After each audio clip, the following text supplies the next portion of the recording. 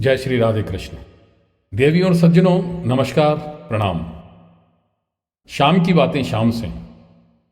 मैं श्याम सोनी एक बार फिर उपस्थित हूं आपके समक्ष एक नई प्रस्तुति लेकर, और प्रस्तुति का शीर्षक है सत्संग का संग। एक सेठ और उनकी पत्नी सेठानी नगर में पधारे हुए महात्मा जी का प्रवचन सुनने निकट के मंदिर में प्रतिदिन जाते थे। सेठ जी के घर पर पिंजरे में एक तोता पाला हुआ था, या यूं कह लीजिए कैद किया हुआ था, बंदी बनाया हुआ था। वर्षों से पिंजरे में रहकर तोते ने मानवीय भाषा बोलना व सुनना सीख लिया। तोता रोज सेठ सेठानी को घर से बाहर जाते हुए देखता और एक दिन पूछ ही लिया कि सेठ जी, आप दोनों रोज कहां जाते हैं? सेठ जी बोले, संत महात्मा के प्रवचनों में ज्ञान सुनने जाते हैं।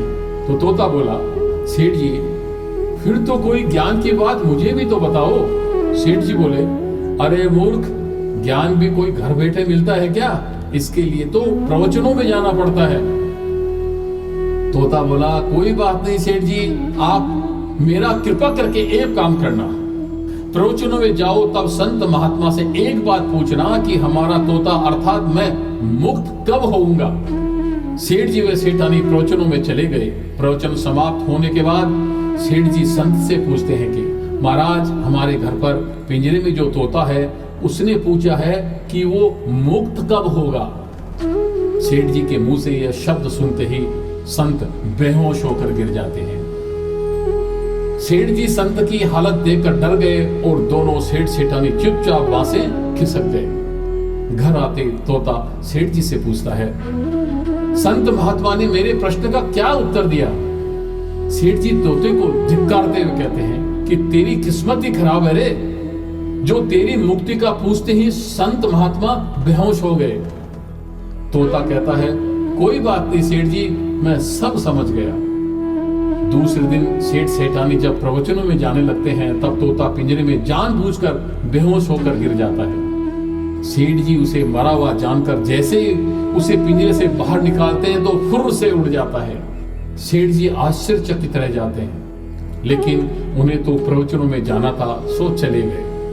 प्रवचनों में जाते ही बड़ी संख्या में उपस्थित श्रोताओं के सामने ही मंच पर से संत ने सेठ जी से पूछ ही लिया, कल आप उस तोते के बारे में कोई प्रश्न पूछ रहे थे, अब वह तोता कहाँ है?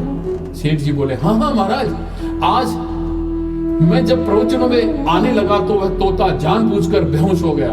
मैंने देखा कि वो मर गया है, इसलिए मैंने जैसे ही उसे बाहर निकाला तो वह उड़ गया। तब संत ने सेठ से कहा कि देखो, तुम इतने समय से प्रवचन सुनकर भी आज तक सांसारिक मोह माया के पिंजरे में फंसे हुए हो, और उस तोते को देखो, बिना प्रवचनों में आए ही संत का एक इशारा समझकर मुक्त हो गया। इस कहानी का अभिप्राय यह है कि हम प्रवचनों, कथाओं व सत्संगों में तो जाते हैं, ज्ञान की बातें भी करते हैं या सुनते भी हैं, पर हमारा मन हमेशा सांसारिक बातों में ही उलझा रहता है। प्रवचनों या सत्संगों में भी हम केवल उन बातों को ही पसंद करते हैं जिसमें हमारा स्वार्थ सिद्ध होता है।